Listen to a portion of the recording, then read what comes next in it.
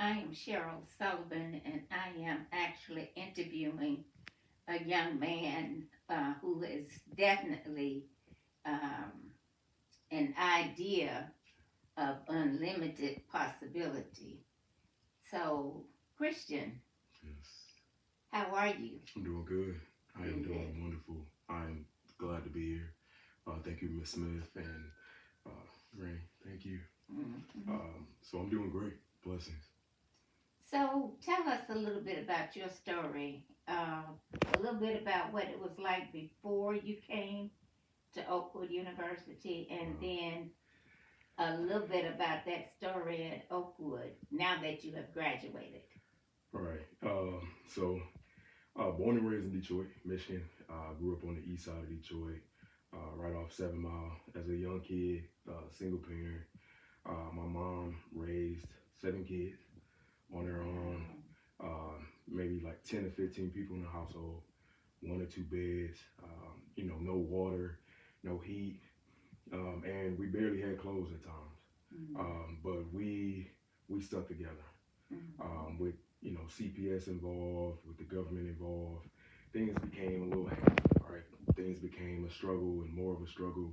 And for myself, um, as a young man, I realized that I didn't want to live this way for the rest of my life. Mm-hmm. And so at a very young age, when I was in maybe the fourth grade, I devoted myself to change.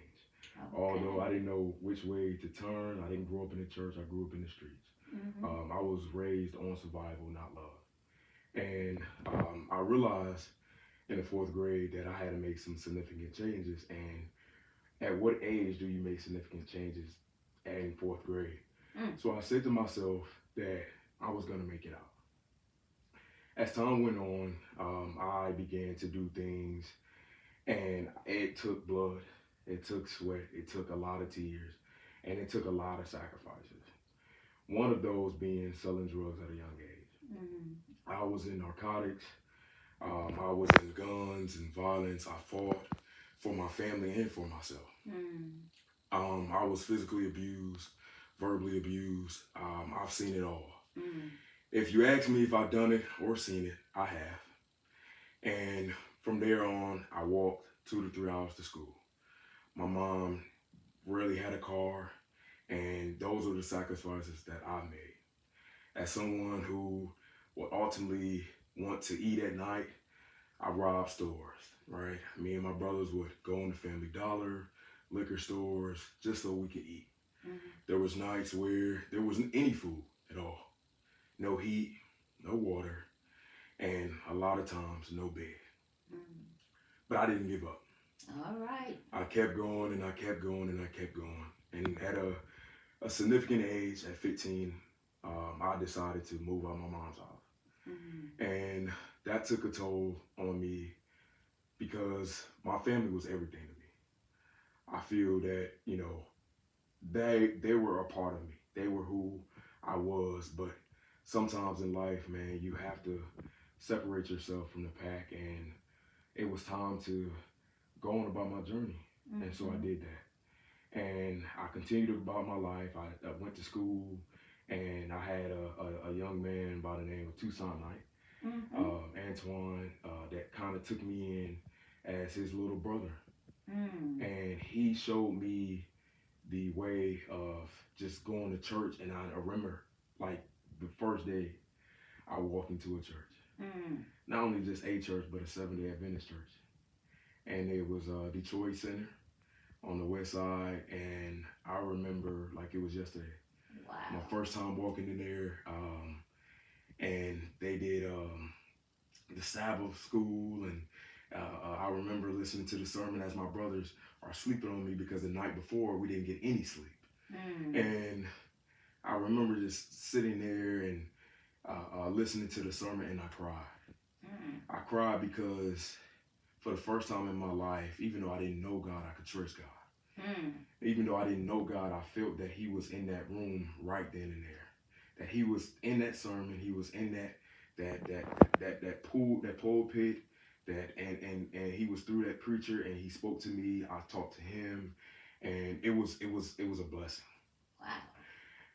Sure enough, my senior year came, and I knew I didn't want to take a year off. I knew I wanted to make a significant impact, not only on my life, but my family's life. Mm-hmm. I knew that after I graduated high school, not only would I be one of my mom's kids to graduate high school, but potentially be the first one to ever graduate college. Wow. And so I remember leaving Wendy's. I did a double at Wendy's one night, and my mom, who happened to be up, I walked to her house about an hour and 45 minutes. And because I was so exhausted and it was like 2 in the morning, I asked my mom politely if I could sleep here, and she said yeah. Although I didn't know why she was up, she was doing laundry, but I, politely asked her if I could sleep there, and she said yes. That morning, when I went downstairs and I couldn't sleep for some reason, I just happened to be up, fidgeting with my fingers, and So you went downstairs that morning, and then what? so I decided to just pray. And again, even though I didn't know God, I could trace God. And so I sat up that morning just praying, right? Just talking to God and just going bold, being open, being honest about my future, being in Detroit, my family. And I happened to stay up the next 2-3 hours until it was maybe 5:47. And I decided to close my eyes. Within a few hours, I woke up and I told my mom, I said, I'm going to go with Oakwood. And she said, "Why are you telling me? You need to call Antoine." So I called Antoine and I said, "Hey man, I'm gonna go to Oakwood." And Antoine says to me with no hesitation, "We'll leave tonight." Mercy. And I was completely shocked because, for one, back in Michigan we start school in September, and the South school starts in August. Right. So I thought I had enough time to prepare myself, make some more money, but I didn't. And so I said to myself, well, I said, you know what? I'm going to trust God. Okay. And I did that. At the end of the night, my mom called her friends and called a few family members so we can have a go away party. And lo and behold, what I ended up leaving with, my mom gave me 2 rolls of tissue.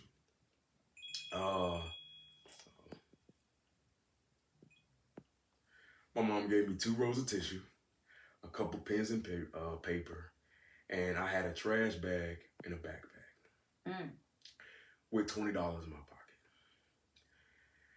That day, I didn't know what was going to happen when I got to Oakwood. All I know is that I was going to make it. Okay. As someone who, I say to myself all the time that I made through the struggle.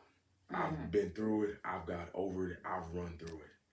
The struggle needs to be scared of me. I got to Oakwood the next morning as we drove 9 hours down from Detroit to Huntsville. And it was a culture shock. I remember Antoine giving us a tour, and the next day he was like, "I'm leaving." And I was like, "That's it?"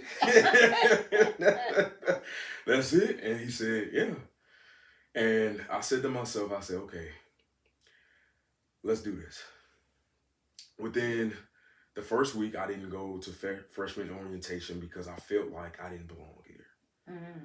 I felt like I finally have gotten to a place where, why did God send me somewhere where I felt that I didn't belong? And it wasn't that I didn't belong there. It was God showing me that the grass is greener on the other side. There was nights where it was so peaceful that I would wonder why I'm not hearing helicopters, gunshots, EMS, and a lot of times fights. Within the first week, I had 2 jobs and I went to school 15 hours out the week. I was a full-time student and I struggled emotionally, mentally, and spiritually. There was nights where I would go from CC, because I was a PT major, I was a physical therapist major, to Dollar General on Drury Lane, right off Sparkman, in the plaza.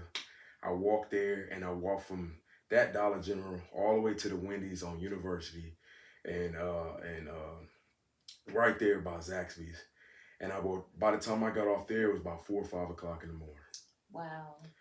I would then walk from Wendy's back to Holland within the same day, and by that time it was 6 in the morning.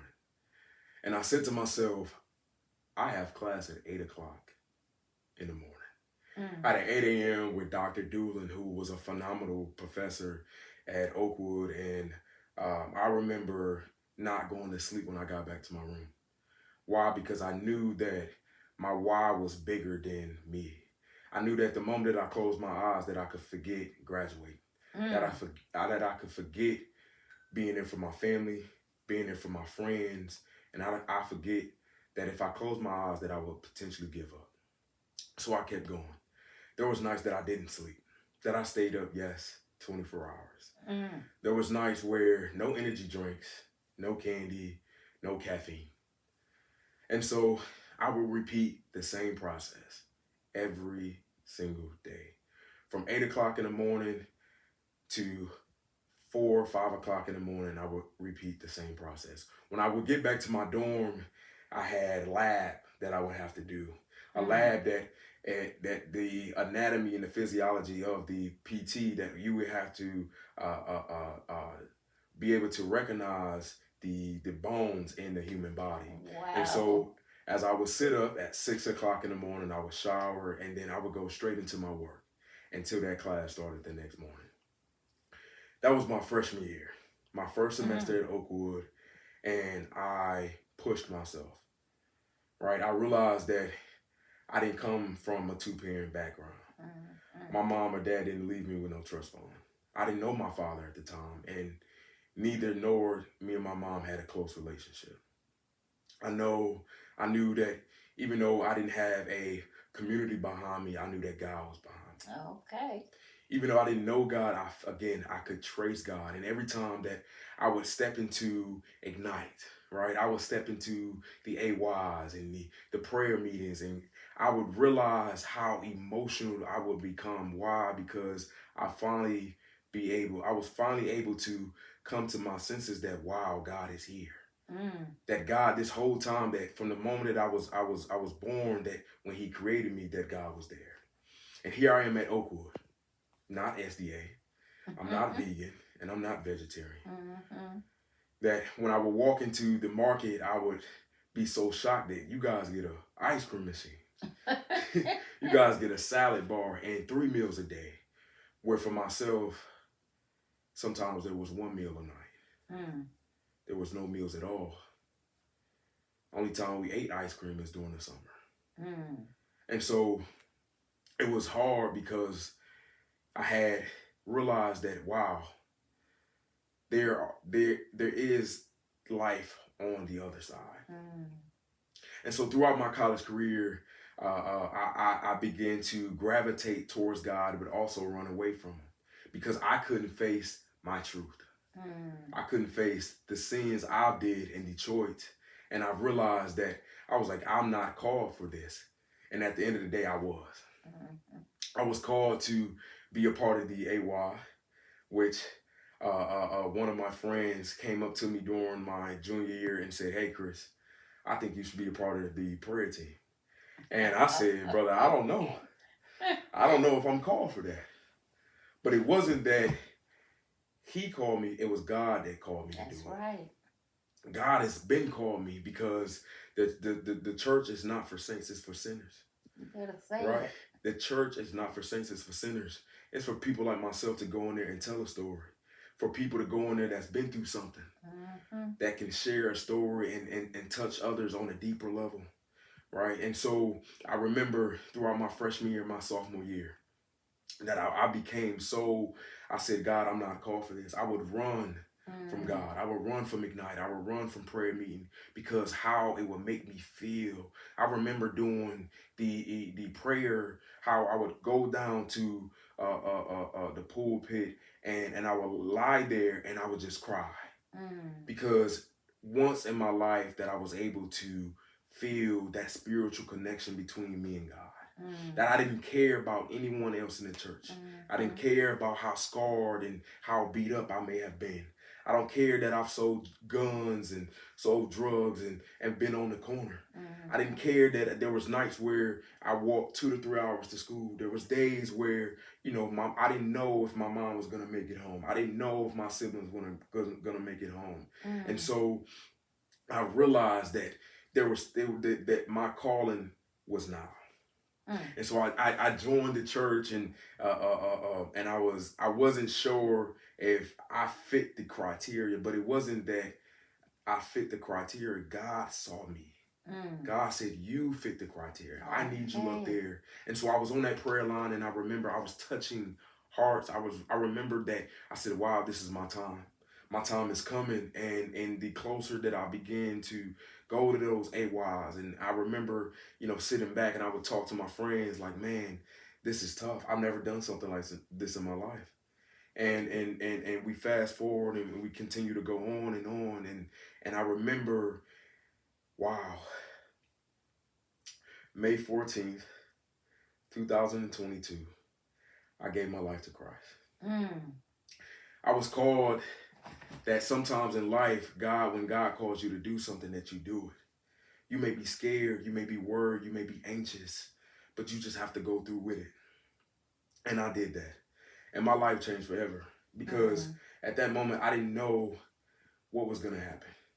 I knew that God called me to do that. And so we fast forward to 2023, and it's my senior year. Not only just my senior year, but my last year, my last semester, my last time walking, my last time doing assignments. In May of 2013, on May 13th, at Saturday night, I graduated from Oakwood as a first gen. As someone who spent consecutive years, and if you know what consecutive is, I was homeless. I slept in my car. I would sneak in and out of dorms. I would break into CC, Mosley, Cunningham, and you talk about the pick of a lock. If you ask me, Chris, hey, I'm having trouble getting into my car, I would do it with no hesitation. Chris, if you ask me that I would go from house to house, I would sleep on Jordan Lane, I would spend time taking Walmart carts to build a fort, a shelter for myself. And then I would never reach out to my family, because I knew that their situation was way worse than mine. My mom had other kids that she had to take care of, and bless her heart, I love my mom to death, but I wanted to, as a man, to get through this on my own. And so I remember when I walked across that stage, and I said to myself that not only did I do this for myself, but I did this for those who are behind me.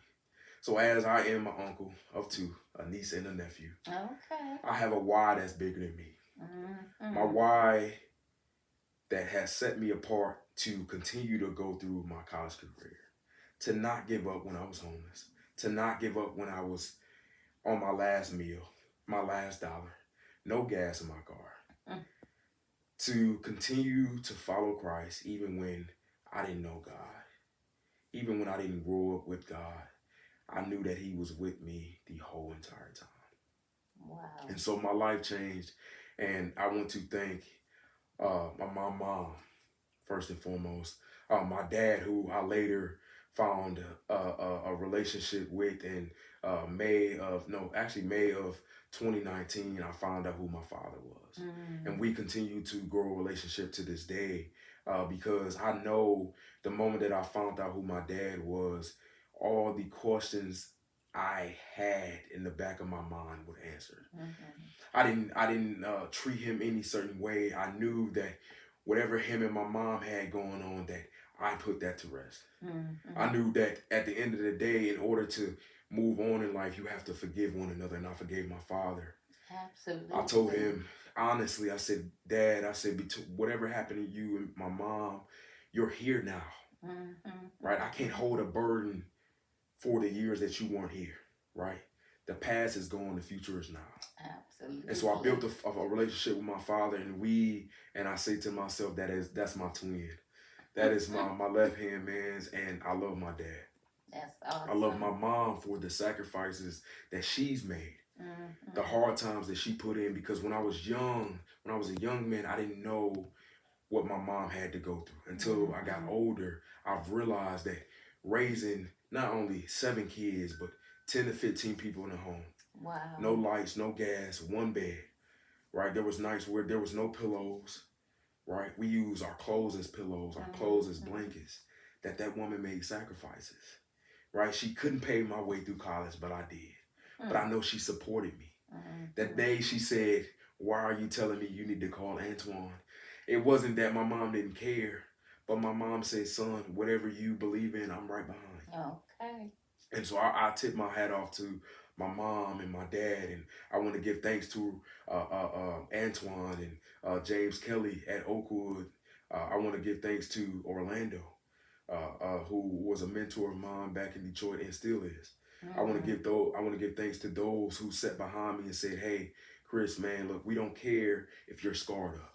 The sins that you've created." I want to give thanks to those few that opened their arms and their hearts to me at Oakwood when I felt lonely.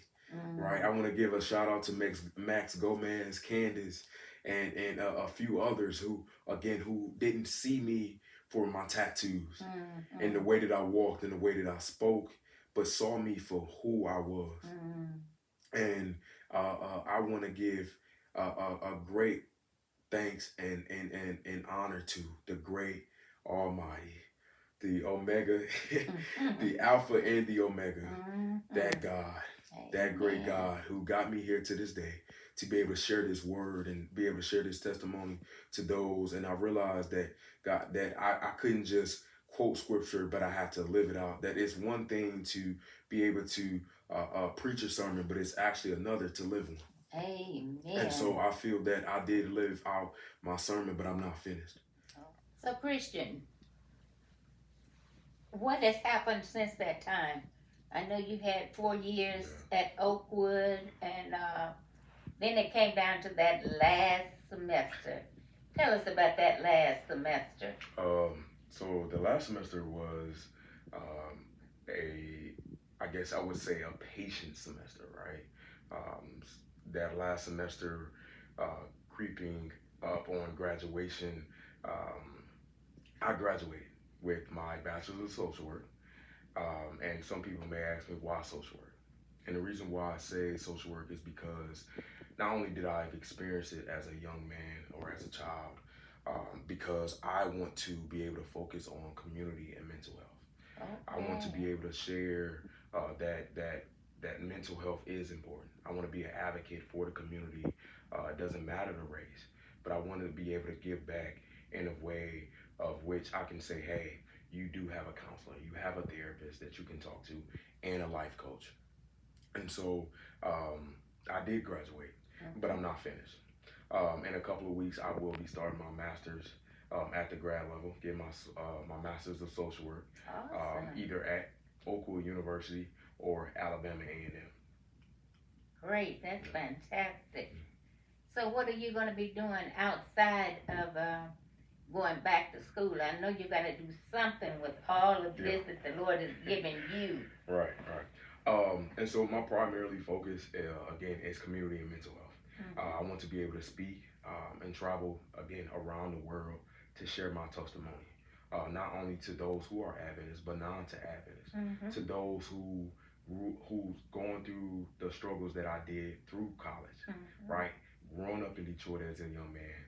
So that's rather going into a church to share my testimony, or going back home, or to Chicago, or to these other places where I know my testimony will impact them. Awesome. And right now you're basically sharing your testimony in your job with personal trainers and that kind of thing, right? Yes, I am. I'm currently a personal trainer, been a personal trainer for about 8 years. But I'm not really more so just on the health side of things. Again, I do focus. I feel that fitness and your mental state of mind plays a key matter and play a hand in hand role. Okay. So with all of that, where are you now? You are what? I am in the harvest season. And if you guys know about John chapter 4, that this is a season where I was supposed to go back to Houston, Texas, and God said redirection, right? The same way that God took me from Detroit to Oakwood, I was creeping back to Houston. I wanted to go to Houston. I wanted to go to Houston, but God is saying, no, I really need you to go this way, son. Okay. And so I am in a season of redirection that God has me here for a reason to share this story.